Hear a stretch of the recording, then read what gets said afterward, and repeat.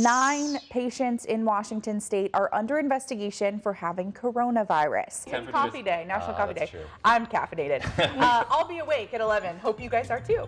We'll see then. Customers waited in long lines at Popeyes today, Mick and I included, to get their hands on the returning spicy chicken sandwich. Workers say at some locations the drive-through line reached about 30 cars deep, and wait times outside and inside the restaurant were about an hour. Dozens of protesters gathered at the busy intersection of Road 68 and Burden Boulevard this morning. The group is speaking out against practices they call racist at the Roasters Coffee Hut just a few feet away. The wind blew that across this road and in back behind this brush. I am trying to beat my high score here. This is a game called Asteroids Deluxe. I've kind of been hogging it since they opened up. SWAT has kind of turned Prosser High School into a bit of a makeshift command post. And then this way, if we can take a look down here, medics are posted just in case anything were to happen to officers. The number of confirmed coronavirus cases worldwide officially surpassed 10 million. That's according to the latest tally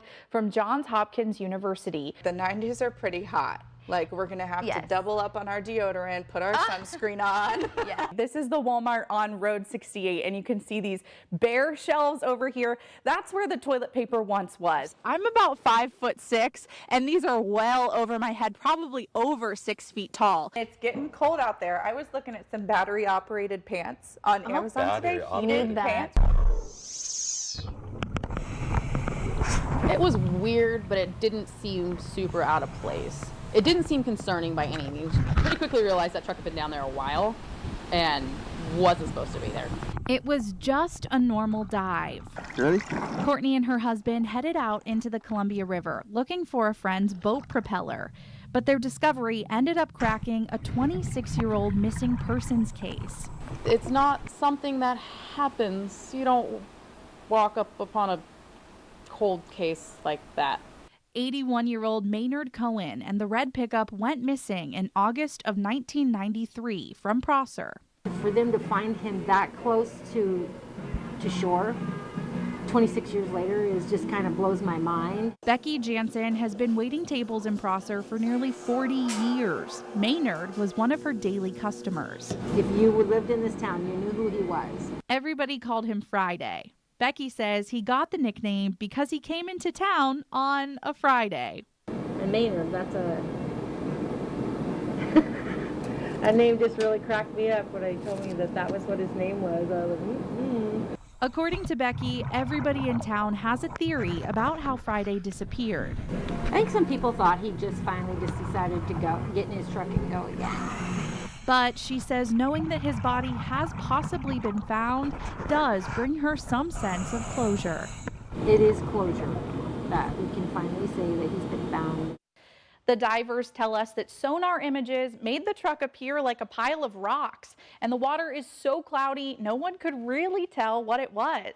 The state medical examiner has not determined the identity or cause of death just yet. What should have been the second day of school for Kennewick students is just another day of summer vacation. Hundreds of teachers lined 4th Avenue right outside the Kennewick district offices. Well, a lot of it is support for our union members that are inside negotiating. We want them to be able to know that we're here. The teachers say it's all about the students. They want the students to have access to the best teachers. But parents say they just want it to end. I just want a quick resolution that's good for both sides. Most parents we talked to today say they side with the teachers, but they want their kids in the classroom learning. I understand they need to have fair pay, but it's just, it's kind of inconvenient, and my children were really looking forward to going. The strike greatly affects families with 2 working parents. It's another day they have to find childcare or take the day off. I can't imagine how difficult that would be. I feel bad for those parents. 2 nights in a row, the district called school off around 7:30. Parents say that's too late. My first grader goes to bed around 7:30, and so it's hard for him. He wants to know. The district says they've given the union over 20 separate proposals, and the union's bargaining team has turned down each one. The district last posted on Facebook that the union turned down a 7.4% salary raise. But teachers say the deal is much more complicated than that. Our bargaining unit has decided to keep everything indoors, whereas the district's decided to put everything and broadcast everything out there. It almost seems like it's bringing some discontent into the community. Teachers and parents want Kennewick kids in school. An offer the union sees fair from the district is all they need. Scott DeLiana, we haven't heard anything about school tomorrow, but the bargaining teams are still negotiating right inside here. I talked to a union representative today who says things are moving at a glacial pace. Live in Kennewick, Megan Magensky, Action News. By day, hundreds of protesters lined Tri-City streets demanding justice for George Floyd.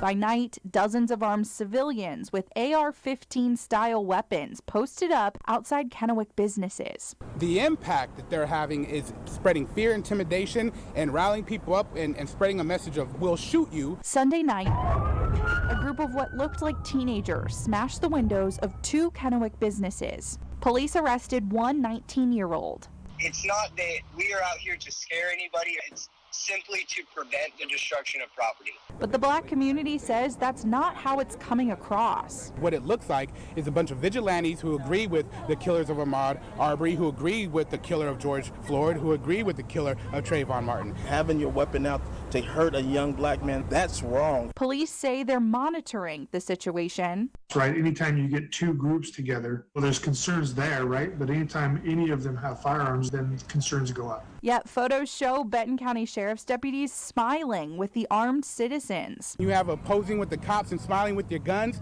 while a community we're grieving death. We're at a funeral. These protests are funerals. We're grieving. All the Black Lives Matter protests have been peaceful.